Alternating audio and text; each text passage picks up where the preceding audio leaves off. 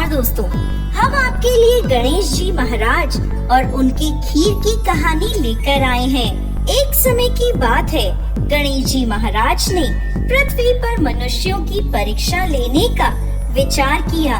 पृथ्वी भ्रमण के लिए गणेश जी ने एक बालक का रूप बनाया और अपने एक हाथ में चम्मच में दूध ले लिया और दूसरे हाथ में एक चुटकी चावल ले लिए और गली गली घूमने लगे। साथ ही साथ आवाज लगाते जा रहे थे, कोई इन चावल और दूध से मेरी खीर बना दो, कोई इन चावल और दूध से मेरी खीर बना दो। गांव में कोई भी उन पर ध्यान नहीं दे रहा था और सभी हंस रहे थे।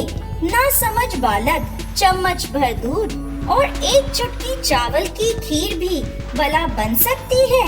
ऐसे ही गणेश जी एक गांव से दूसरे गांव घूमते रहे, लेकिन कोई भी उनकी खीर बनाने को तैयार नहीं हुआ।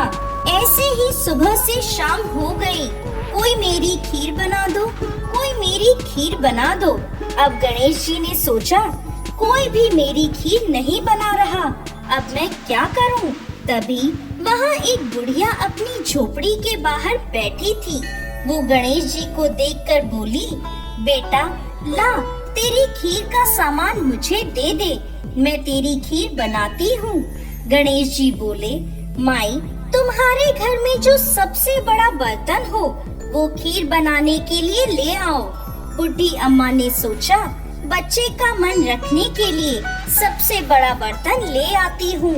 बुढ़िया माई घर का सबसे बड़ा बर्तन लेकर बाहर आई। गणेश जी ने चम्मच से दूध और चुटकी से चावल डालना शुरू किया। तब बुढ़िया माई के आश्चर्य की कोई सीमा नहीं रही। ये क्या चमत्कार है, कुछ समझ नहीं आ रहा। देखते ही देखते पतीला दूध से भर गया। बुढ़िया माई ने उस पतीले को चूल्हे पर चढ़ाकर खीर बनाना शुरू कर दिया। तब गणेश जी बोले, माई, तुम खीर बनाओ, मैं स्नान करके आता हूँ, मैं वापस आकर खीर खा लूँगा। बुढ़ी माई बोली, बेटा, इतनी ढेर सारी खीर का मैं क्या करूँगी? तब बालक गणेश बोले, माई, तुम सारे गांव को खीर खाने का न्योता दे दो। बुढ़ी माई बोली, ठीक है, मैं पूरे गांव को कह देती हूँ। बुढ़ी माई के खीर की खुशबू धीरे धीरे पूरे गांव में फैलने लगी। बुढ़ी अम्मा ने घर घर जाकर खीर खाने का न्योता दे दिया। आज मेरे घर खीर का प्रसाद बना है, आप चखने आना। पड़ोसने बोली, अम्मा, इतने लोगों को खीर कहाँ से खिलाओगी? लोग उस पर हंसने लगे।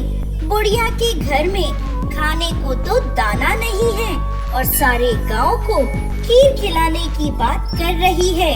चलो चलकर देखते हैं बुढ़ी माई कौन सी खीर खिलाने वाली है। धीरे धीरे लोग बुढ़ी माई के घर आने लगे। देखते ही देखते गांव इकट्ठा हो गया। जब बुढ़ी माई की बहू को इस दावत की बात पता चली तो वो रसोई में पहुंची और खीर से भरा पतीला देखकर उसके मुंह में पानी आ गया और वो सोचने लगी, इस पतीले की खीर सारे गांव में बांटी तो मेरे लिए कुछ भी नहीं बचेगा।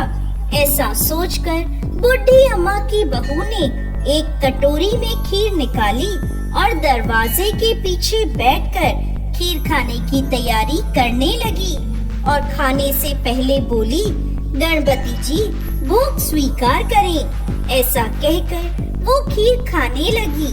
बुढ़ी अम्मा की बहू के लगाए इस भोग से गणेश जी प्रसन्न हो गए। जब बाल गणेश स्नान करके वापस आए तो बुढ़ी अम्मा बोली, बेटा, तुम स्नान करके आ गए, आओ तुम्हें खीर परोस दूं।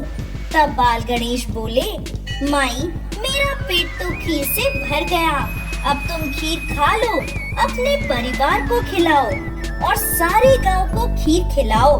तब बुढ़ी माई पूछने लगी, बेटा, तुमने ये खीर कब खाई?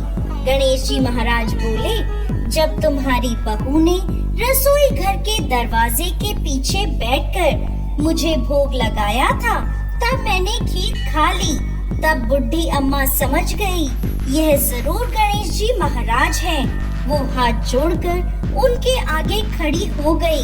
गणेश जी महाराज बोले, बुढ़ी माई, तुम भी खीर खाओ, अपने परिवार को खिलाओ, पूरे गांव को खीर खिलाओ और उसके बाद बची हुई खीर को 4 पतीलों में रखकर अपने घर के 4 कोनों में रख देना।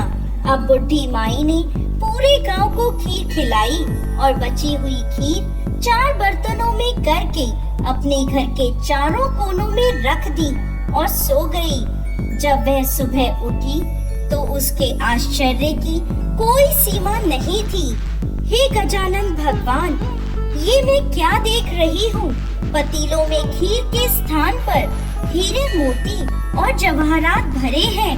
हे विघ्नहर्ता, आपने मुझ पर बड़ी कृपा करी है। बुढ़ी माई को अपनी दयालुता का फल प्राप्त हुआ। उसकी सारी दरिद्रता दूर हो गई। हे गणेश जी महाराज, जैसी कृपा आपने बुढ़ी अम्मा पर करी, वैसे ही इस कहानी को कहते, सुनते और हुंकार भरते सब पर करिएगा। जय गणेश जी महाराज।